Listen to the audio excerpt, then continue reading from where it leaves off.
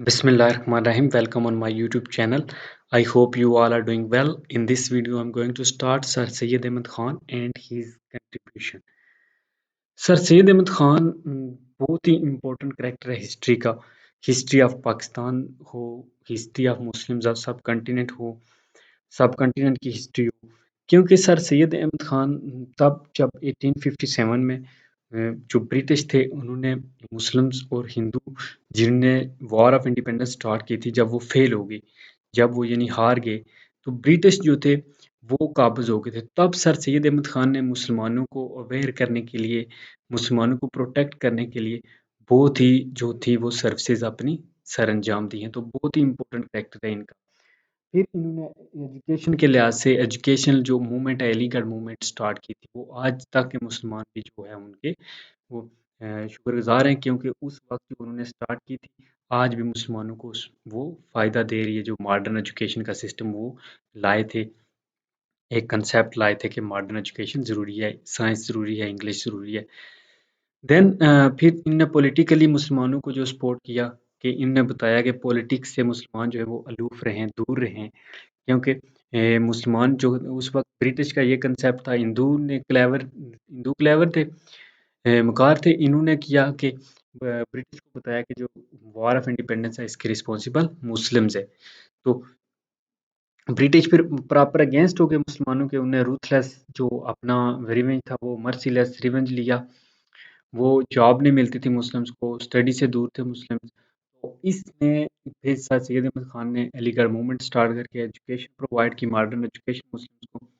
Then इन्होंने कुछ books वगैरह लिखी जो सर सैयद अहमद खान थे, जिसमें उन्होंने लिखे थे असबाब हिंद, ठीक है। फिर इनने मोमडन लॉयल मोमडन ऑफ सब कंटिनेंट वो बुक लिखी, जिसमें उन्होंने बताया कि जो मुसलमान हैं वो रिस्पॉन्सिबल नहीं थे वॉर ऑफ इंडिपेंडेंस। तो ये कुछ इनका बेसिक जो था वो एक बैकग्राउंड सा है, जिसमें जो कुछ इंपॉर्टेंट चीज़ें थी वो मैंने डिस्कस की। आप प्रॉपर जो है इसकी स्टडी करते हैं। सर सैयद अहमद खान जो थे वो ग्रेट इमेंसिपेटर, इमेंसिपेटर होता है जो निजात दिलाने वाला या आज़ाद करने वाला। वो ऑफ द इंडियन मुस्लिम को जिनने आज़ाद करवाया। Sir Syed Ahmad Khan was born at Delhi in 1817। 1817 को ये बोर्न हुए थे और इनकी जो डेथ है वो 1898 है, और बेरिड हुए थे अलीगढ़ में। अब जब इनकी पैदाइश हुई तो तकरीबन जो मुस्लिम एम्पायर था, यानी मुगल एम्पायर था, ग्रेट मुगल एम्पायर, वो अबाउट टू डिक्लाइन था, कोलैप्स था। क्योंकि लास्ट जो थे बहादुर शाह जफर, और अब जो भी हुक्मरान थे, मुगल के लीडर थे या एम्पायर के, वो सारे रूलर जो थे वो अयाश थे। तो वो इसलिए कमज़ोर हो गए थे, उन्होंने अय्याशी पे पैसे लगाए थे। लोग जो थे वो अब उनके अंदर कोई जज्बा नहीं रह गया था जंग का। सर सैयद की जो फैमिली थी, उनने जॉइन पहले ही वो जॉइन कर चुके थे ईस्ट इंडिया कंपनी को।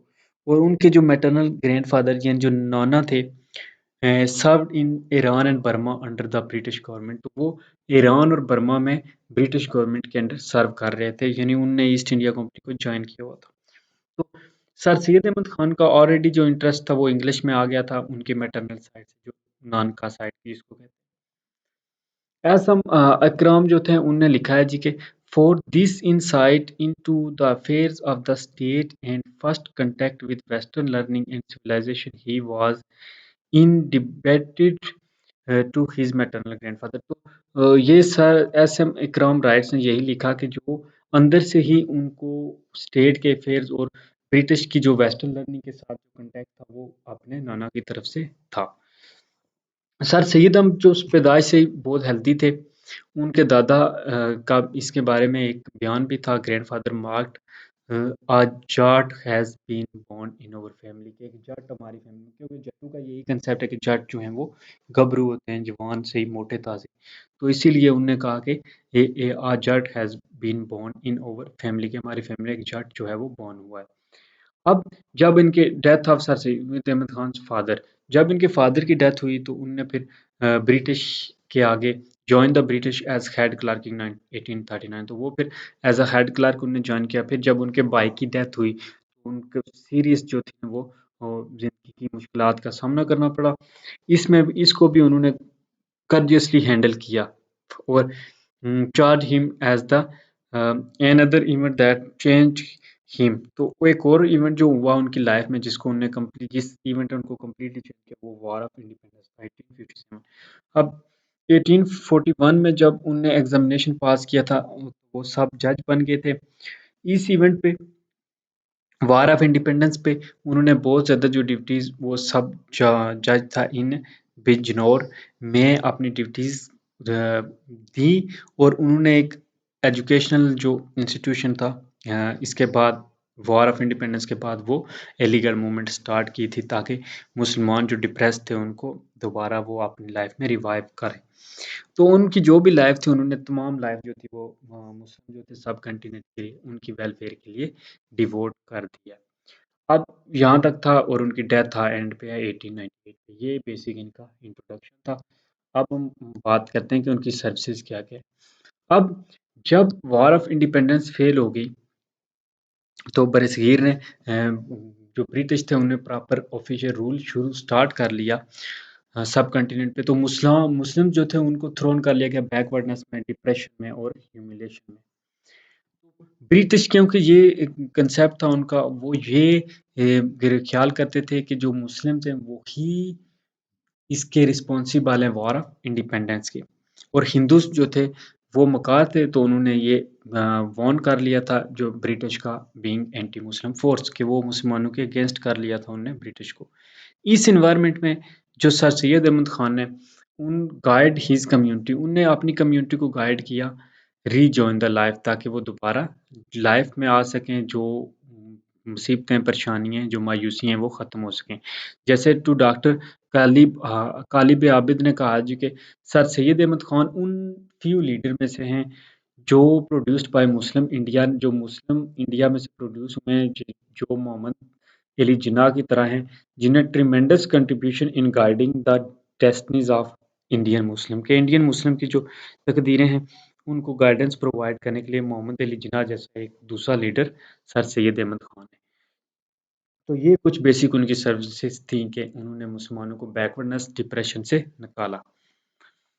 सर सैयद अहमद खान की पॉलिटिकल सर्विसेज क्या थी? अब पॉलिटिकल अरीना के पॉलिटिक्स के मैदान में सर सैयद अहमद खान का न्यूमरस सक्सेस इनने बहुत ज़्यादा सक्सेस हासिल की का उन्होंने एरेडिकेट की जो मिसअंडरस्टैंडिंग थी उसको ख़त्म किया जड़ से ख़त्म किया जो ब्रिटिश और मुस्लिम्स के दरमियान पर्टिकुलर इंसिडेंट की वजह से। एक तो उन्होंने मुस्लिम्स को अवेकन किया कि about politics ups and down. उन्होंने कहा कि पॉलिटिक्स में अप्स एंड डाउन्स हैं, कोएग्जिस्टेंस के 2 नेशंस हैं हिंदू और मुस्लिम्स। उन्होंने कहा कि जो मुसलमान हैं वो जो मुसलमान मुस्लिम्स हैं वो जॉइन ना करें पॉलिटिक्स को यानी क्योंकि ये उनके लिए नुकसानदेह साबित होगी। वो चाहते थे कि जो मुस्लिम्स हैं वो प्रूव हों कि वो ब्रिटिश के साथ लॉयल हैं। और वॉर ऑफ इंडिपेंडेंस के सिर्फ मुस्लिम ही रिस्पॉन्सिबल नहीं है। इसलिए उन्होंने मुसलमानों को कहा कि वो वेस्टर्न एजुकेशन मोटिवेट किया ताकि वो ऑब्जर्व करें मॉडर्न एजुकेशन को और वेस्टर्न साइंस को। उनने ये ब्राइट फ्यूचर मुसलमानों का विजुलाइज किया कि वो लर्निंग में एंगेज रहें। अब सर सैयद अहमद खान ने ब्रिटिश का कॉन्फिडेंस और जो कार्डिफ रिलेशनशिप था वो जीता हुआ था। ड्यूरिंग जो वार ऑफ इंडिपेंडेंस हो रही तो उन्होंने बहुत से ब्रिटिश की लाइफ को सेव भी किया था सर सैयद अहमद खान ने जिसकी वजह से उन्होंने इनका जो भरोसा था वो कॉन्फिडेंस जीत लिया था। तो उन्होंने इस रिलेशनशिप को भी यूटिलाइज करके मुसलमानों की बेटरमेंट का ही सोचा। तो जब भी सिचुएशन मुसलमानों के लिए टफ थी तो उन्होंने मुसलमानों की हेल्प की उन्होंने मुसलमानों को गाइड किया कि वो दूर रहें पॉलिटिक्स से। अब क्या था कि जब डेस्टिनेशन ऑफ दिल्ली सेंटर जो मुस्लिम कल्चर यानी आखिर में जो बहादुर शाह जफर थे सब कंटिनेंट जो मुगल एम्पायर के रूलर तो उनको एग्जाइल किया गया था रंगून में। और फिर Hodson shot 3 Mughal princess and later 24 princess were tried and executed. A vast ocean of blood there was. Some Muslims were shot dead and their dead bodies were thrown into the river Jamuna. तो इस तरह क्या हुआ था कि and पे बहादुर शाह जफर को exile किया गया था रंगून में और बहुत से प्रिंसेस को जो था वो काटा गया मारा गया और फिर उनको यमुना रिवर में फेंक दिया गया। तो यहाँ पे ये था तो तमाम मुस्लिम जो थी अब उनकी लैंड्स वगैरह प्रॉपर्टीज वगैरह सब कुछ छीन लिया गया। अब मुस्लिम जो थे वो सब कंटिनेंट की थर्ड क्लास बन गए थे। ना इनके पास प्रॉपर्टीज़ थी, ना जॉब्स थी, ना कुछ। तो जो सर सैयद अहमद ख़ान ने इनका जो व्यू था, वो ये समझे थे कि जो ब्रिटिश हैं वो सिविलाइज़्ड एजुकेशन है, अक्लमंद है और उनकी डिसिप्लिन नेशन है। इसलिए उन्होंने कहा कि ये जो अगर मुसलमानों को इनसे मैच करना तो मुसलमानों को जो जदीद एजुकेशन है वो सीखनी होगी और टाइम के साथ-साथ जो है इनके साथ वो पीस बना लेंगे। सर सैयद अहमद ख़ान ने ये बात अब वार ऑफ इंडिपेंडेंस के बाद क्योंकि ब्रिटिश का जो रवैया था वो काफ़ी रूथलेस था और रिवेंज वाला था। तो सर सैयद अहमद ख़ान ने इस मिसअंडरस्टैंडिंग कन्फ्यूजन को वो एरेडिकेट करने के लिए उन्होंने कुछ जो थे वो पब्लिश किए अपनी रिसाले जिनमें loyal moments of India and Risala Asbab Baghawat Hind के असबाब क्या हैं, बगावत हिंद के काजेज़ क्या हैं और लॉयल मोमेंट्स ऑफ इंडिया के जो मुस्लिम्स हैं वो लॉयल मोमेंट्स हैं इंडिया के। उन्होंने कोई जो है वो रिवॉल्ट वगैरह या वॉर ऑफ इंडिपेंडेंस में कोई कंस्पायरेसी नहीं की। तो इस तरह उनने इसकी मदद से इन रिसालों की मदद से हेल्प की मुस्लिम्स की ताकि वो जो है दोबारा अपने खुद को एक एज़ अ कौम रिवाइव कर सकें और लाइफ में वापस आ सकें।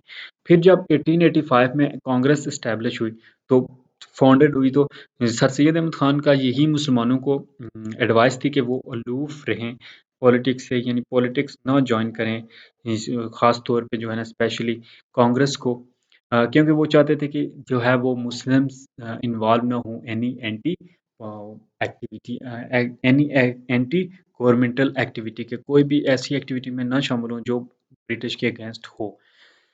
दूसरा जी अब नेक्स्ट है उर्दू हिंदी कंट्रोवर्सी। अब उर्दू हिंदी जो कंट्रोवर्सी थी वो 1867 में बनारसी हिंदू जो थे उन्होंने कुछ मुज़ाहिरे किए थे कि जो हिंदी है उसको ऑफिशियल लैंग्वेज बनाया जाए एज़ रिप्लेस करके उर्दू को। क्योंकि हिंदू का ये कंसेप्ट था कि जो उर्दू लैंग्वेज है ये मुस्लिम्स की लैंग्वेज है। तो इसलिए वो चाहते थे कि मुसलमान जो है वो उनकी लैंग्वेज क्यों यहाँ पे रहे? तो वो हेट का जो है वो डेमोंस्ट्रेशन दे रहे थे।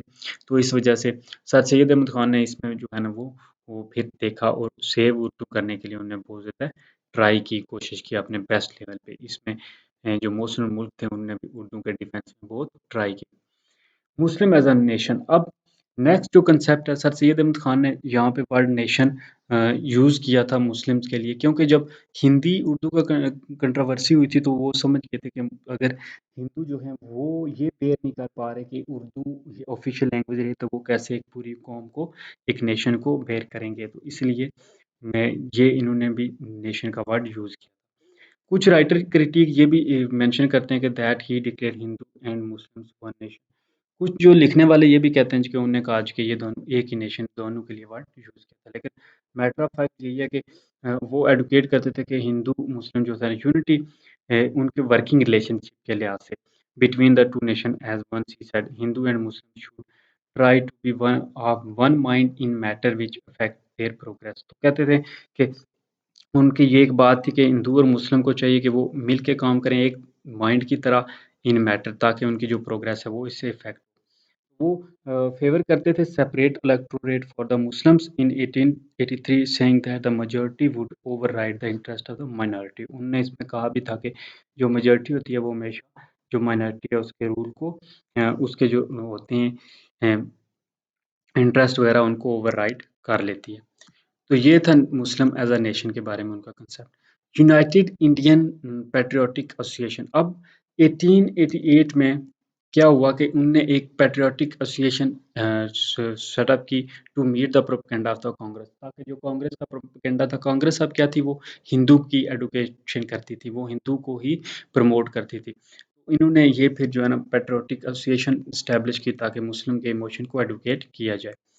फिर मोमडन डिफेंस एसोसिएशन तो दिसंबर 1893 सर सैयद अहमद खान जो हैं वो उनने बहुत ज़्यादा वो मुसलमानों को डिफेंड भी करते थे प्रोटेक्ट भी करते थे मुसलमानों के इंटरेस्ट को सोशल राइट्स को मुसलमानों की डिग्निटी को आइडेंटिटी को वो ये जानते थे वो जानते थे कि इस्लाम जो है वो एक अलग कंसेप्ट देता है तो इसलिए वो मुसलमानों को प्रोटेक्ट भी कर रहे थे और अंग्रेज़ों के सामने मुसलमानों की ये भी बयान कर रहे थे कि जो मुसलमान है वो इसके रिस्पॉन्सिबल नहीं है ताकि जो मुसलमानों की ह्यूमिलिएशन हो रही है वहाँ पे वो ना हो।